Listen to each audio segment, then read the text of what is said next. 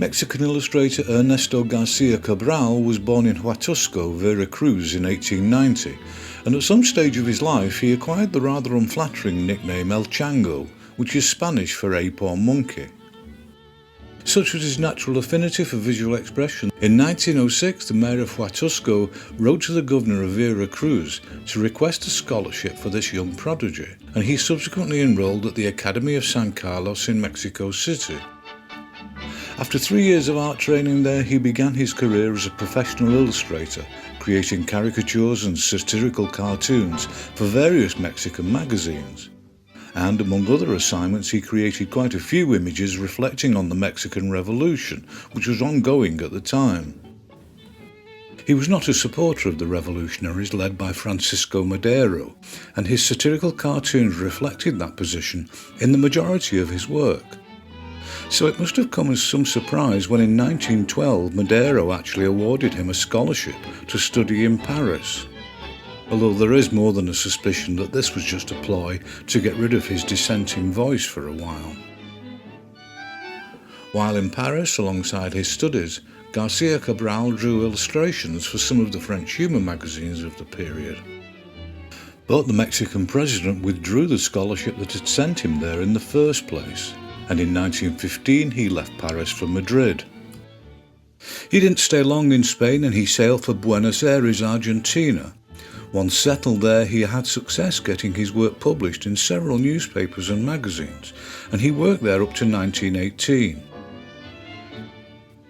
In that year he returned to Mexico, and although the bulk of his output continued to be black and white, his stylistic approaches became quite diverse, and alongside the more minimalist line work, a lot of which he was producing for the newspaper Excelsior, he also began using more textural drawing materials to create sophisticated and expressive tonal results, particularly in his caricatures. The magazine Revista de Revistas wasn't his only client, but from 1920 onwards it was certainly his most frequent, and it was undoubtedly the large volume of stylish and inventive colour covers he created for this magazine which forged an unassailable reputation as an illustrator of significance. Despite the fact that he had to date largely confined himself to humour and satire, much of the work he created for the magazine, and particularly the covers, was purely decorative and frequently portrayed attractive young women as the focus of the image. Many of these images, but by no means all, were created with a combination of flat line and flat colour, and these illustrations are now recognised as being instrumental in introducing the principles of what would later be called Art Deco into Latin America. The cover art was most frequently originated in line only, and the colour added mechanically at print as a series of overlays. This not only kept print costs down compared to full colour artwork, but also ensured that the colour was totally flat without the variable finish associated with actual paint. In the main, these illustrations were exercises in pure aesthetics, and in addition to them being used for the published magazines, Garcia Cabral also recreated many of them as limited edition screen prints for collectors. This not only enhanced his earnings, but made a particularly strong case that illustration could also be considered to have value as works of art. He wasn't slavish about this approach, and there were examples using other styles of expression, but what united all his images was their abiding, well-considered aesthetic and the graphic impact they made on the viewer. And although monochrome only, his continuing relationship with Excelsior also showed a pronounced move towards more geometric but still humorous expression. The same mindset was also clear to see in the illustrations he created around this time for the more overtly comical magazine Fantoche. His line and flat colour cartoon covers were quite radical explorations of just how much illustration could move away from more organic styling and still be expressive and, in his case, funny. Similar results were evident in his monochrome page illustrations for Fantoche too. By this point he had become a major national institution, and in 1930 his popularity led to a long and highly successful series of press advertisements for Martel Cognac. These remarkably well observed and rendered cartoons featured all manner of stereotypical Mexican characters, each of which gave a comical thumbs up to the desirability of drinking the product. And unusually for an ad campaign, although the actual product was always mentioned in the accompanying text, it hardly ever appeared in the images. And when it did, it was integral to the image and not just insensitively added at the behest of the client. The result was a clear demonstration of illustration's ability to persuade through good-natured humour and creative imagination. Both were manifestly qualities Garcia Cabral had in abundance, and the campaign relied heavily on his skills. The bulk of other work he created during the decade followed a similar stylistic pattern. Where his earlier approach had been largely flat and non-naturalistic, a new, more painterly approach using tonal application of watercolours and gouache began to dominate. Even his colour covers and monochrome page illustrations for Revista de Revistas had generally moved away from the overt Art Deco styling of the 1920s. Even so, despite the increasing use of tonal washes and shading, Garcia Cabral was apparently incapable of not being stylistically versatile. And there were also many simpler linear pieces, such as those he produced for his immensely popular ongoing series titled La Vida en Broma. In 1938, when he was 48 years old, he met and subsequently married Eulalia Sanz, who was some 30 years younger than him, and they went on to produce 3 sons. It was also around this time that Garcia Cabral's illustrations featured frequently on the covers of the magazine Jueves de Excelsior, and because these illustrations were predominantly topical, this body of work constituted a satirical record of the years leading up to the Second World War and the conflict itself.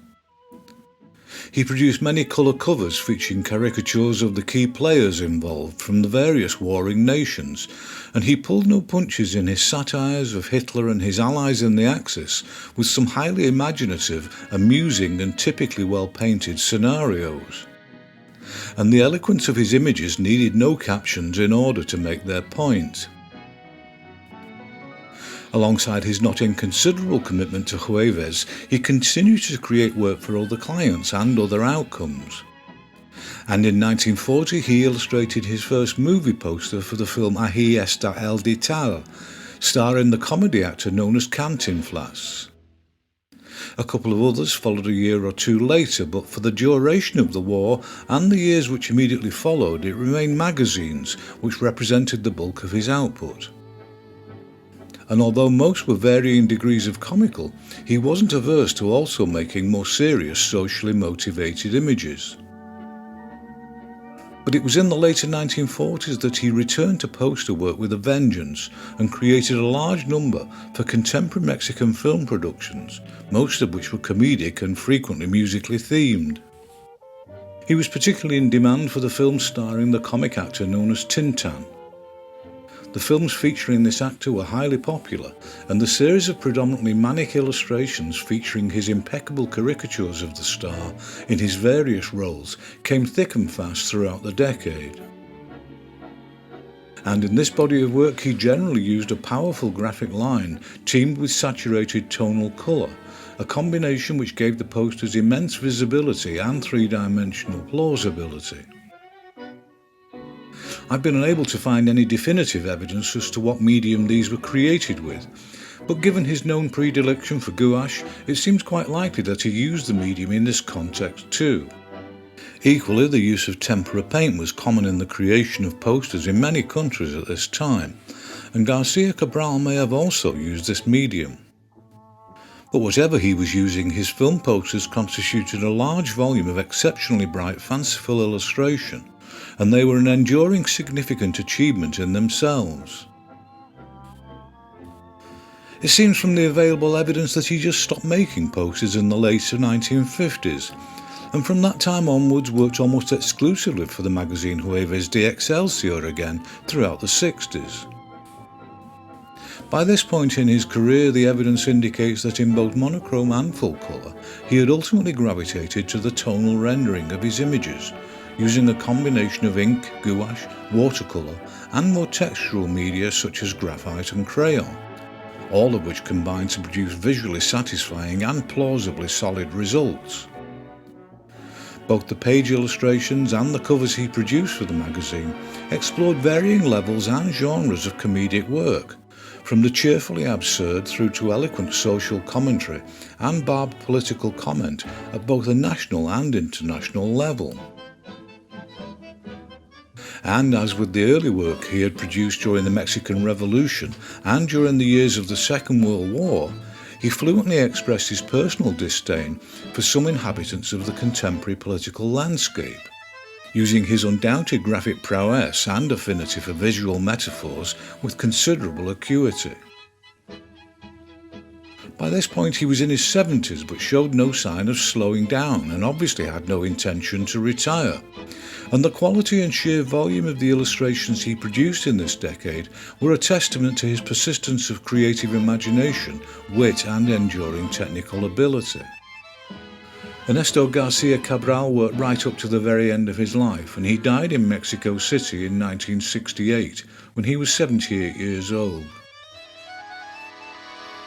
In addition to his prodigious illustrative talents, Garcia Cabral was also known as an expert tango dancer, wrestler, and had even acted in a couple of silent films. In the 1950s, he also appeared on a TV game show, drawing live before a studio audience. And how he found the time for all this, in addition to the astonishingly large body of illustration he created, I have no idea. But although he is still relatively well known and admired in the country of his birth, to have been so consistently versatile, skillful, downright funny and prolific in an illustration career spanning more than 60 years is an accomplishment that I would have thought should merit far greater international fame and enduring respect. And I sincerely hope that this video makes some contribution to raising wider awareness of his prodigious talent.